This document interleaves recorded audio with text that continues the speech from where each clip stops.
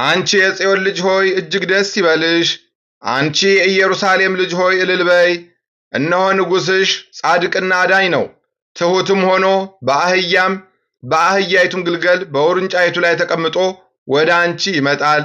ትንቢተ ዘካርያስ ምዕራፍ 9 ከቁጥር 9። በስመ አብ ወወልድ ወመንፈስ ቅዱስ አሃዱ አምላክ አመ እስራ ወሰኒው ለመጋቢት በዛቲ ዕለት ቦአ እግዚእነ ኢየሱስ ክርስቶስ ሎቱ ስብሐት ሀገረ ኢየሩሳሌም ወኦደ ሆሳዕና ተጽዕኖ ዲበ እዋል ወገብረ ከመ ይሰብሕዎ። ሎቱ ስብሐት ሀገረ ኢየሩሳሌም ወኦደ ሆሳዕና ተጽዕኖ ዲበ እዋል ወገብረ ከመ ይሰብሕዎ። አንድ አምላክ በሚሆን በአብ በወልድ በመንፈስ ቅዱስ ስም መጋቢት 22 በዚች ቀን የክብር ባለቤት ጌታችን ኢየሱስ ክርስቶስ ወደ ኢየሩሳሌም ከተማ ገብቶ ቤተ መቅደሱን በአህያ ግልገል ተቀምጦ በመዞር ሆሳዕና እያሉ እንዲያመሰግኑት አድርጓል። ይህም ስለ እርሱ እያንዳንዳቸው በዘመናቸው ነቢያት የተናገሩት ትንቢት ይፈጸም ዘንድ ነው። ያዕቆብም በክርስቶስ ስለተመሰለው ስለ ልጁ ይሁዳ አህያውን በዘይት እንጨት ላይ ያስራል፣ ውርንጫውንም በወይን ሐረግ አለ። ዘካርያስም የጽዮን ልጅ አትፍሪ፣ እነሆ ንጉሥሽ በአህያ ግልገል ተቀምጦ ይመጣል አለ። ኢሳይያስም ንጉሥሽ ጻድቅ የዋህ የሆነ ይመጣል፣ ዋጋውም ከእርሱ ጋር ነው፣ ሥራውም በፊቱ የተገለጠ ነው፣ በአህያ ግልገልም ላይ ይቀመጣል አለ። አብርሃምም የሰሌን ዝንጣፊ ይዞ መሠዊያውን በዞረ ጊዜ ይችን ዕለት ተድላ ደስታ የሚደረግባት የእግዚአብሔር በዓል ብሎ ጠራት። ዳዊትም ከሕፃናትና ከልጆች አንደበት ምስጋና አዘጋጀህ አለ። ሰሎሞንም የሕፃናት አንደበታቸው የተቃናች ሆነች አለ። ሁለተኛም ልጆችና ሽማግሌዎች በኢየሩሳሌም ይጫወታሉ፣ ምርጉዛቸውን በእጆቻቸው ውስጥ ነው አለ። ደግሞም መትከያዎችሽን አስፍተሽ ድንኳኖችሽን ዘርጊ ያለም አለ። ይህንንም የትንቢት ነገር ለመፈጸም በከበረ ወንጌል እንደተጻፈ ጌታ በአህያዋና በውርንጭላዋ ላይ ተቀምጦ ወደ ኢየሩሳሌም ገባ። ወደ ኢየሩሳሌምም ሊገባ በቀረበ ጊዜ የደብረ ዘይት አጠገብ ከምትሆን ቤተፋጌ ደረሰ። ደብረ ዘይት ወደሚባልም ቢታንያ በደረሰ ጊዜ ከደቀ መዛሙርቱ ሁለቱን ላከ። ወደ ፊታችሁ ወዳለ ሀገር ሂዱ፣ በገባችሁም ጊዜ ሰው ያልተቀመጠበት የአህያ ግልገል ታገኛላችሁ፣ ፈታችሁ አምጡልኝ አለ። ለምን ትፈቱታላችሁ የሚል ሰው ቢኖር ጌታው ይሻዋል በሉ።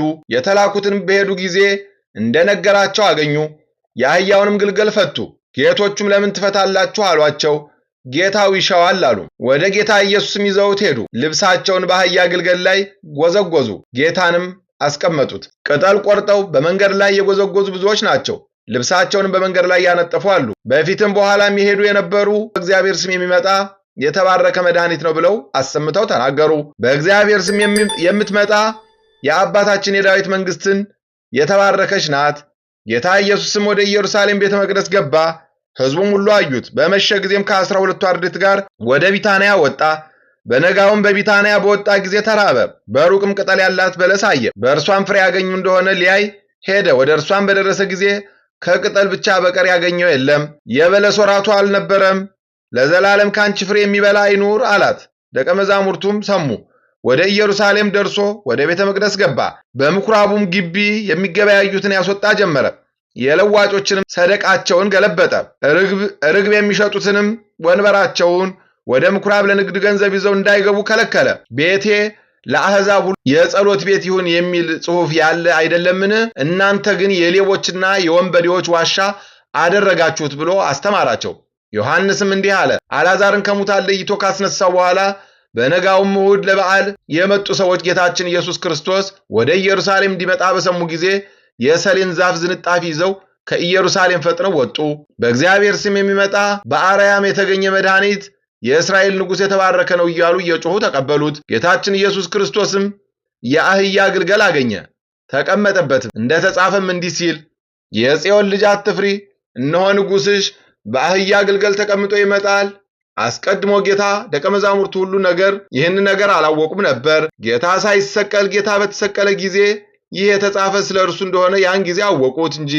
እንዲህም አደረጉለት። አልዓዛር ብሎ ከሙታን ለይቶ እንዳስነሳው ባስነሳውም ጊዜ ከእርሱ ጋር የነበሩ ሰዎች መሰከሩለት። ስለዚህም ሕዝቡ አመኑበት፣ ያደረገውንም ተአምራት ሰምተዋልና። የሕፃናቱንም ምስጋና ደግሞ አልዓዛርን ማስነሳቱን የካህናት አለቆች ፈሪሳውያን ግን እርስ በርሳቸው የምታገኙት ረብህ ጥቅም እንደሌለ አታውቁምን? እነሆ ሰው ሁሉ አመነበት አሉ። ማቴዎስና ማርቆስ የሰሌንን ነገር አላወሱም። ሌሎችም ከእንጨቶች ቅጠሎች እየቆረጡ በመንገድ ውስጥ ጎዘጎዙ አሉ እንጂ። ሉቃስም ቅጠልን ወይም ሰሌንን አላወሳም። ሲሄዱ ልብሳቸውን በመንገድ ላይ ይጎዘጉዙ ነበር አለ እንጂ። ዮሐንስ ግን ለብቻው ከኢየሩሳሌም ከሰሌን ዛፍ ላይ ዘንባባ ቆርጠው ያዙ አለ። ሰሌንም በኢየሩሳሌም አልነበረም። ጌታችንም ሕፃን ሆኖ ሳለ ወደ ግብፅ በወረደ ጊዜ ከእናቱ ቡሩክት ቅድስት ከሆነች ከእመቤታችን ድንግል ማርያም ጋር እስሙናይን በሚባል አገር ደረሱ።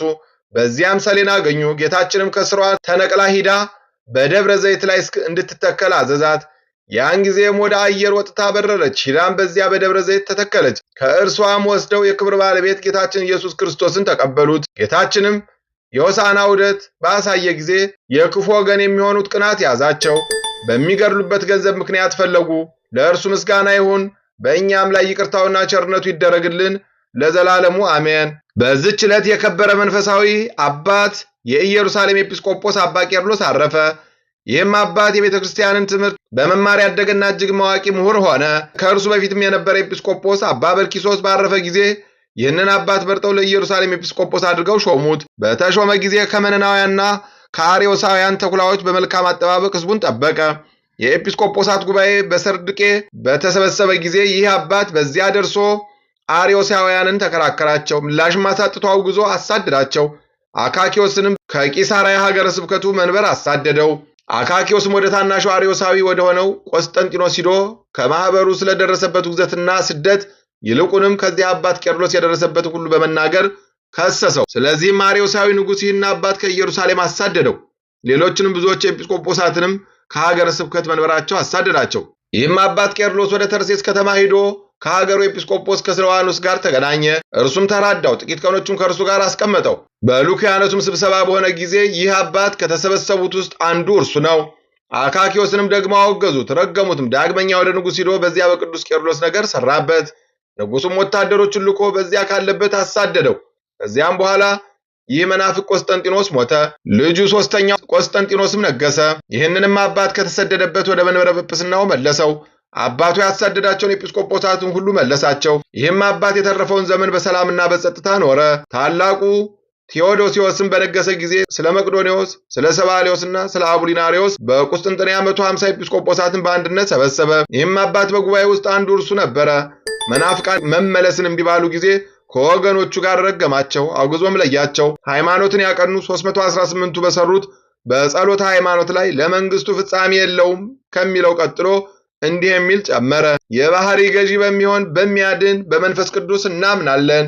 ከአብ የተገኘ ከአብ ከወልድ ጋር እንስገድለት እናመስግነውም። በነቢያት አድሮ የተናገረ ሐዋርያት ሰብስበው አንድ ባደረጓት ከሁሉ በላይ በምትሆን ክብርት ንጽሕት ጽንዕት ልዩ በምትሆን በአንዲት ቤተ ክርስቲያን እናምናለን። ኃጢአት በሚሰረይባት በአንዲት ጥምቀትም እናምናለን። የሙታንንም መነሳት ተስፋ እናደርጋለን፣ የሚመጣውንም ለዘላለሙ ሕይወት። ከዚህም በኋላ ይህ አባት በመንፈስ ቅዱስ ተቃኝቶ ብዙ ድርሳናት ተግሳጻትን ደረሰ። ሁለተኛም ስለ ጸሎተ ሃይማኖትና ስለ ትርጓሜው ሌላ በውስጡ 18 ያህል ድርሳን ያለው መጽሐፍ ደረሰ። እርሱም ጥበብን ዕውቀትን ሁሉ የተመላ እጅግም የሚጠቅም ነው። በጵጵስናው መንበር 33 ዓመት ከኖረ በኋላ በሰላም አረፈ። በጸሎቱ የምትገኝ በረከቱ ከኛ ጋር ለዘላለሙ ትኑር አሜን። አንድ አምላክ በሚሆን በአብ በወልድ በመንፈስ ቅዱስ ስም መጋቢት 23 በዚች ቀን የዮናኪር ሴት ልጁ የወለደችው ታላቅ ነቢይ ዳንኤል አረፈ። ምስጋና ይሁን ለአብ ለወልድ ለመንፈስ ቅዱስ አንድ አምላክ በሚሆን ዛሬም ዘወትርም ለዘላለሙ አሜን። በመጋቢት 22 ቀን የሚከበሩ ዓመታዊ ቅዱሳን በዓላት ቅዱሳን ሐዋርያት፣ ንጹሐን አርድእትና ቅዱሳት አንስት፣ የጌታችን 120 ቤተሰቦች፣ ቅዱስ ቄርሎስ መንፈሳዊ የቅድስት አገር ኢየሩሳሌም ጳጳስ የነበረ ንጽሕናው የተመሰከረለት አባት ሲሆን በ361 ዓመተ ምህረት በቁስጥንጥንያ በተሰበሰቡት 150 ቅዱሳን ሊቃውንት አንዱ ነው። ብዙ ድርሳናትንም ጽፏል። ወርሃዊ በዓላት ቅዱስ ዑራኤል ሊቀ መላእክት፣ ቅዱስ ሉቃስ ወንጌላዊ፣ ቅዱስ ደቅስዮስ የእመቤታችን ወዳጅ፣ አባ አንጦንዮስ በመነኮሳት፣ አባ ጳውሊ የዋህ። አንቺ የጽዮን ልጅ ሆይ እጅግ ደስ ይበልሽ፣ አንቺ የኢየሩሳሌም ልጅ ሆይ እልል በይ። እነሆ ንጉሥሽ ጻድቅና አዳኝ ነው፣ ትሑትም ሆኖ በአህያይቱም ግልገል በውርንጫይቱ ላይ ተቀምጦ ወደ አንቺ ይመጣል። ትንቢተ ዘካርያስ ምዕራፍ 9 ከቁጥር 9። የሰማነውን በልቦናችን ያሳድርብን። ከቅዱሳን አባቶቻችን ከቅዱሳት እናቶቻችን ከጻድቃን ከሰማዕታት ከነቢያት ከሐዋርያት በረከት ረድኤት ያሳትፈን። ወርሃ ጾሙን በሰላም እንዳስጀምረን በሰላም ያስፈጽመን። ለብርሃነ ትንሣኤው በሰላም ያድርሰን። ይቅርታውን አያርቅብን። አቡነ ዘበሰማያት ይትቀደስ ስምከ ትምጻእ መንግሥትከ ወይኩን ፈቃድከ በከመ በሰማይ ኢየሱስ ክርስቶስ ከመ ይስረይ ለነ ኃጣውኢነ ተማኅፀነ ብኪ ኃይለ እግዚአብሔር አብይ ኦ እግዚእ ኢየሱስ ክርስቶስ ስረይ ኃጢአቴ ወኃጢአተ ኩሉ ሕዝብከ ማሰር ኃጢአት እግዚአብሔር ይፍታ። እግዚአብሔር ይባርክ። ሰላም ያሳደረ ሰላም ያውለን። ሰላም ያዋለ ሰላም ያሳድረን። ይቆይ